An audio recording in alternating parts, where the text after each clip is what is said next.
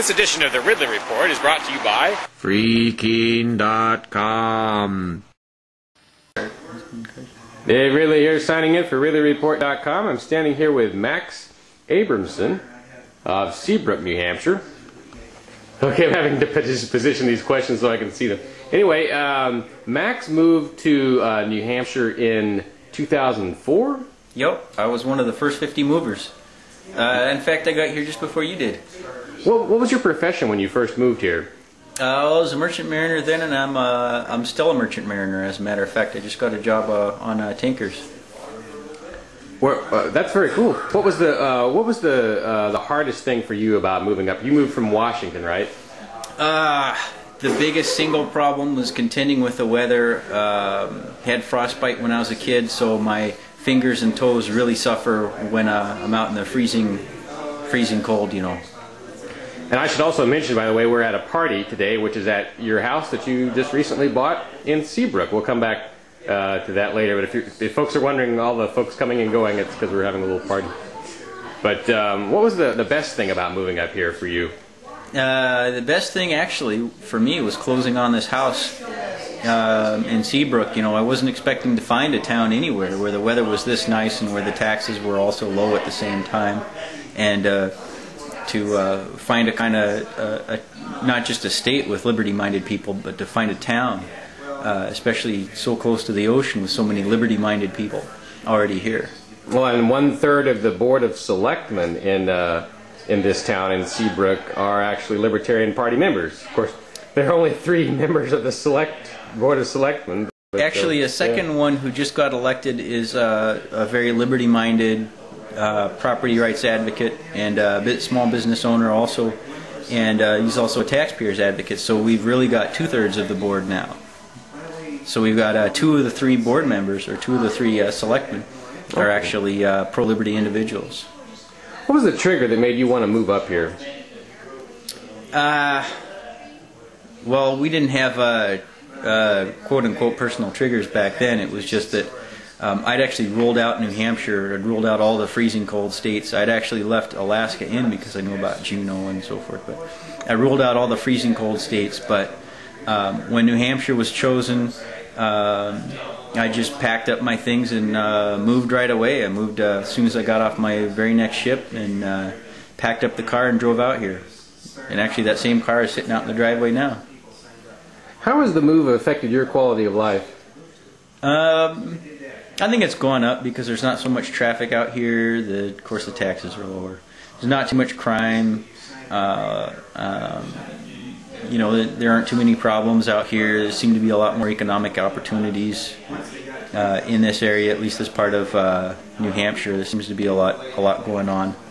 The nightlife isn't quite as good, but I used to have to drive all the way into Seattle anyway to get to a good nightclub. But it's going to be the same 15-minute commute, 20-minute commute down to Newburyport to, you know, or somewhere to Portsmouth to find some of the good clubs and pubs and all that good stuff.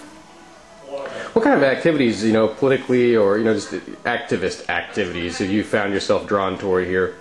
Well, I'm trying to go to the selectmen meetings, which are, I think, every other Wednesday here. There's another group called Concerned Taxpayers for Seabrook. I've been trying to look for their meetings. I've been to a couple of the Seacoast Liberty meetings. That's every Wednesday night up in Dover, which unfortunately conflicts, I think, time-wise with the Seabrook town hall meetings. But still been spending a lot of time up in the State House. It's only about an hour commute here to the State House. What's your thought on the sort of divide, you know, between political activists here and anti-political activists? Most of the people who call themselves anti-political activists actually want to promote civil disobedience, protesting, education, and other things. I think there are a lot of different things we can do. Politically, getting our people elected, going up to Concord and going to town hall meetings and trying to educate our elected officials and educating people at town hall meetings, educating the kids here, helping out with civic activism and political activism. There are 100 different projects opening up newspapers and online papers and getting people more, some of the natives here more actively involved in state and local politics. So there are a whole lot of different things that we can do. We don't just have to pick one and rule out all the others. What's a favorite memory of activism that you have here? Probably testifying in front of the public safety and criminal justice committee in the State House, and having the chairman and some of the other members just shaking their heads saying, "Where do you get all of these statistics from?" I didn't have a bibliography with me, so I don't remember where I get all these statistics from. But that sticks out in my mind. How did you discover the Free State Project? I was watching C-SPAN or something like that, and it just happened to be on television, and I just by some fluke happened to see it, and I went online and I typed in freestateproject.org and just went from there, and I was excited by it and thought it'd be great to see a lot of liberty activists concentrating in one state and actually doing something. And I was literally on the verge of leaving the country at the time. I was that upset with what was going on in Washington, D.C., what was going on in the state legislatures, and decided this is it.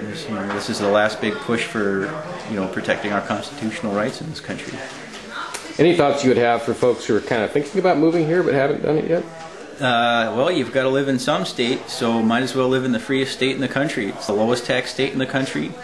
New Hampshire has a lot of advantages. There's a tremendous network of people here who will help you find work, find transportation, find a place to stay. There are plenty of free staters here who will just help you in every way that they can in order to help you move up here as soon as possible and start getting active, and then hopefully then you'll buy the house and you'll open a business and you'll start hiring people and you'll help other people move in, and we'll just get up to 2,000 activists as soon as possible. All right, thanks, Max. Are you a liberty activist willing to be on the front line against socialism? FreeKeene.com would like you to consider moving here to Keene. While Keene may have the largest number of liberty-oriented media outlets in the entire state of New Hampshire, there's still a need for more activists. Can you help them? Visit FreeKeene.com to see what's happening. FreeKeene.com hooks you up with all the liberty media in town. Join the Keene Liberty activists and help free the beautiful city of Keene, New Hampshire from the clutches of the government. FreeKeene.com